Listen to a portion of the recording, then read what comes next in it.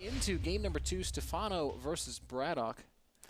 The most ab rollers I could do was 12, 13, 12 I think. It's not bad. So Man, and then Dan just comes in. I was like, hey man, I broke your record. And he's like, hammers out 20. Doesn't even break a sweat. Freaking jerk.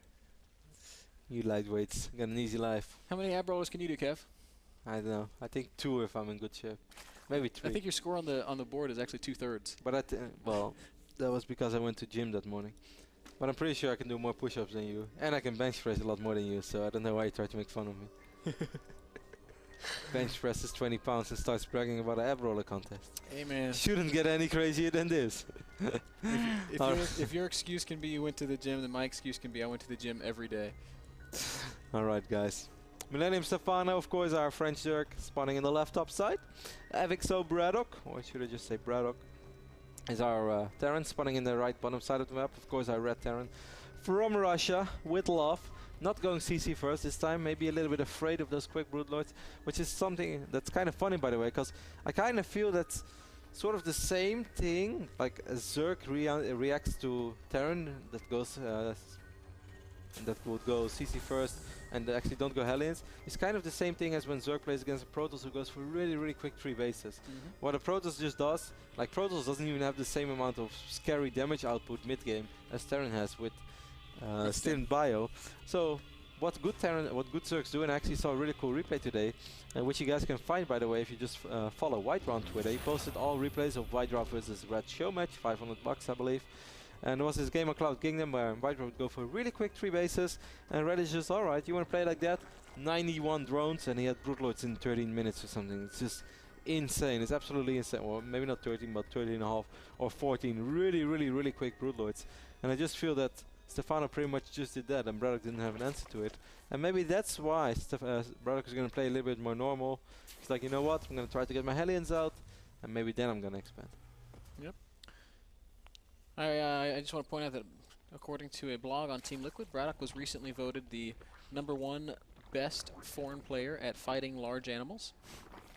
For all the reasons that we pointed out previously, he is an assassin in every sense of the word.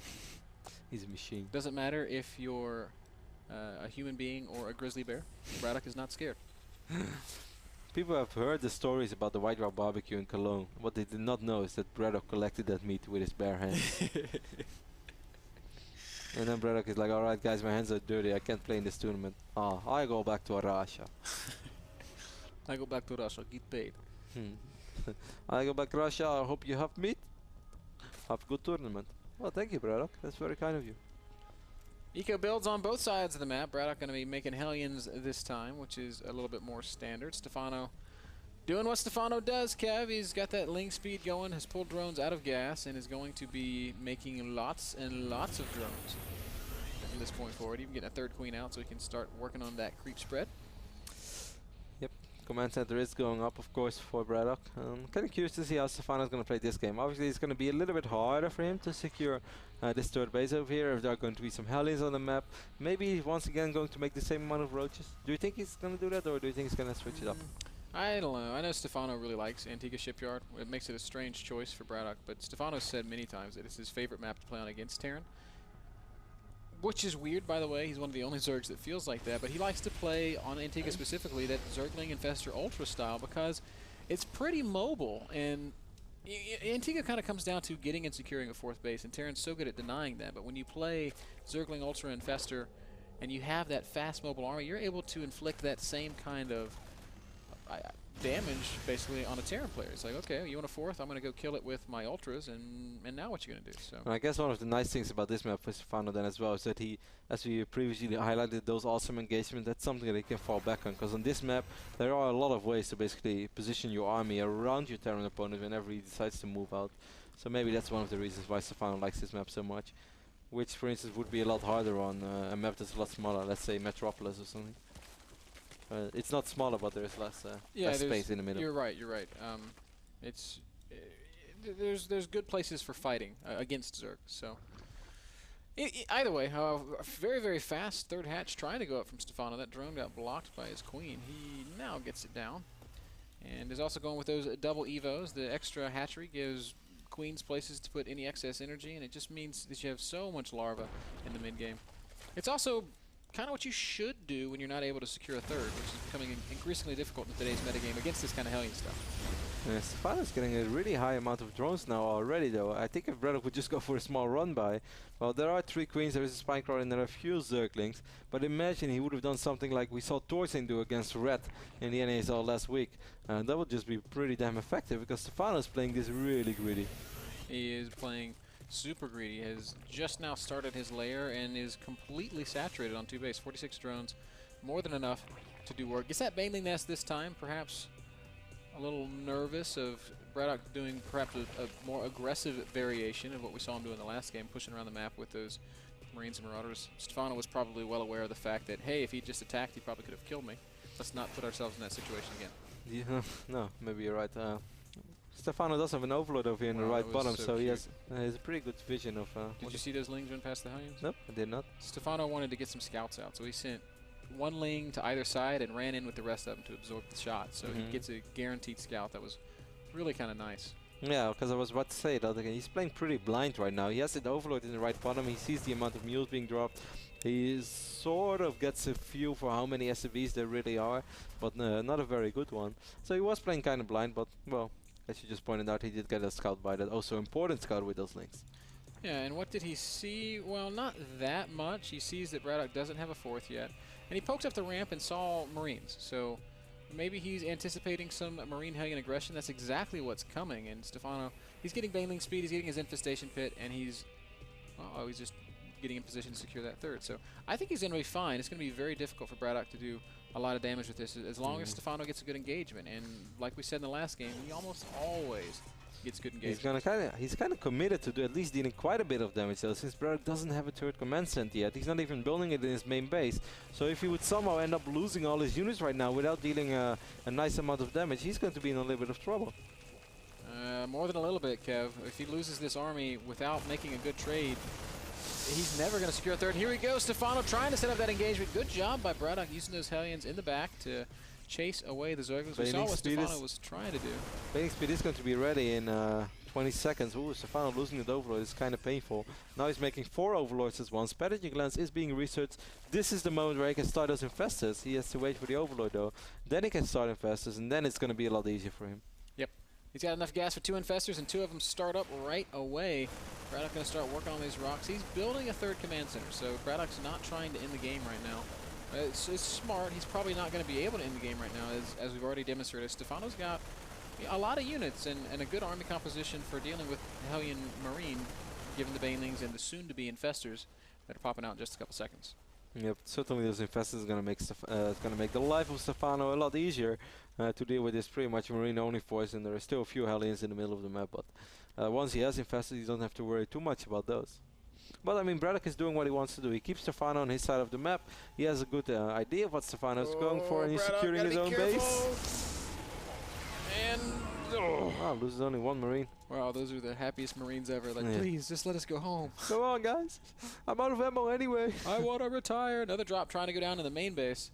But Stephano, well aware of that. Like we said previously, his map awareness. Yeah, it's always been. Yep.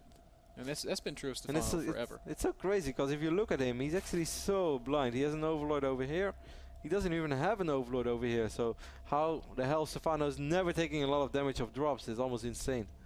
Well, it's something that you've talked about before, Kev. It's always very scary. We see this other drop getting cleaned up.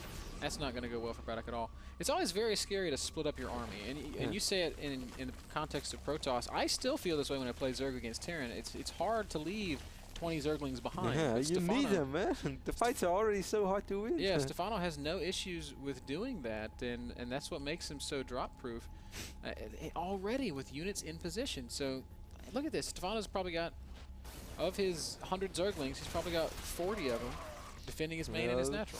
On the same moment, though, it seems like Braddock is actually going for a pretty serious push this time, since he's bringing siege tanks as well. Upgrade wide. Oh, Stephano's just going for it. Yes, he is. Lings. Oh, beautiful fungal on the Hellions. And I don't even want to say it no more, Kev. I don't want to say it, but look at Stephano in those engagements. Stephano, stop making us say it. All right, we're going to say it. Look at those engagements. Always engages like a boss. Hate on him now, hater. Hate on him now. 33 banelings on the way for Stephano straight away. Big counter push might actually be the scariest thing that could happen to Braddock right now. Braddock, his macro slipped just a little bit. We saw 1100 minerals, and look, he's even building, getting a couple of SCVs here because he's so afraid. These SCVs will let us in, let us in. The wall does drop, the SCVs do come back in, but I don't think it's going to matter. No. Stephano can just roll in, and even if it doesn't work, he still has 62 drones. There isn't any. I think he can bust. Yeah, I think he wants to bust. He's and going for it, man. Bust. Absorbs one tank shot with the Zerglings, and then the Banelings come crashing through. Braddock's like, I don't know, man. Again, oh, good job of falling back to another wall, but the Baneling's going to bust right through that one as well. Infested Terrans coming down everywhere. Big Baneling connection. Stephano showing us just why he is the best Zerg player outside of Korea, maybe the best foreign player, period. GG comes out of Braddock. That's a convincing 2-0 for Stephano. Stephano just makes his game look so incredibly easy. He's makes like, me sick. Dealing with drops is hard. No, it's not. I always have Zerglings in position. Just put units oh, there. you have Hellions over there? That's fine for you. I'm still making drones. I'll just go double Evo chamber up to 52 drones with literally single Zerglings. It's absolutely amazing. Can we show that that fight one more time? I mean, I know I'm beating a dead horse at this point, but look at Stephano and the way Sounding that like he engages. He's patient. He doesn't force the issue. Splits up his units, and then bam, from two places at once. Yeah, and he's still got 40 of them in his natural. Fungals the Hellions so they can't get away. Every tank melts down. Notice how the Banelings all came from the high ground where the Marines were. Just a perfect engagement from Stephano. I'm loving the instant It makes me so sick. Like, watching this guy play makes me hate StarCraft. Yeah, because he makes it look so incredibly And then I go easy. and I ladder, and I just get so mad. And the funny thing is, it always feels that Stephano, he doesn't really care. I mean, he likes the whole gaming thing, and he likes StarCraft, but he just walks around, does his thing. Doesn't have his shoes on. Doesn't really care. And Where's he's my little doggy? And he's so incredibly good. Pauses the grand final of Assembly because he's lost his stuffed animal. He's like, no, I've got to find it before I can play. And it really makes you wonder. Imagine if he would have the mindset of someone like super serious professional. You know, I wonder that too. Mad. And then I also wonder if he had that mindset, would he be as good as he is? Yeah, maybe not. Maybe it's a careless thing. I sort of feel like he just. I guess I am going to say it. He just doesn't give a damn, and it works for him. You know, so. It's crazy. Really awesome play out of Stephano. That last series brought to you guys by iBuyPower PCs. Check them out at iBuyPower.com where you can order your own custom PC. We're going to take a very short commercial break, and then we'll be back with our closing thoughts for Division 1. And the upcoming matches. And tomorrow. And next week. And more.